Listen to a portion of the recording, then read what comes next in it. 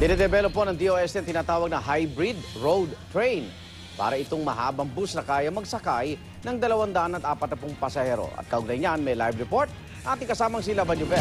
Love! Igan, isa pang good news mula sa DOST. Ito ang tinatawag nilang hybrid electric road train na makikita natin dito mismo sa kanilang opisina. No? Makikita natin, meron po itong 5 bagon, kung mapapansin nyo dito sa gilid nito.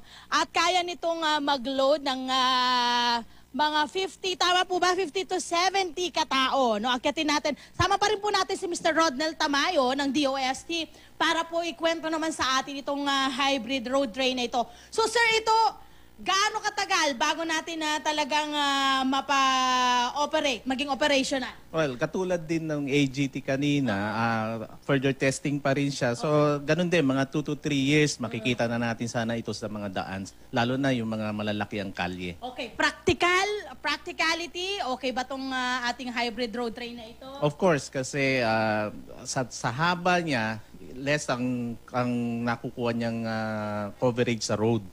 Kasi mas maraming pasahero makakasakay. Okay, ito rin po ay gawang Pinoy, gawa rin po ng ating mga magagaling na engineer na Pilipino na mula sa DOST? Yes, designed and manufactured in the Philippines by our engineers sa DOST.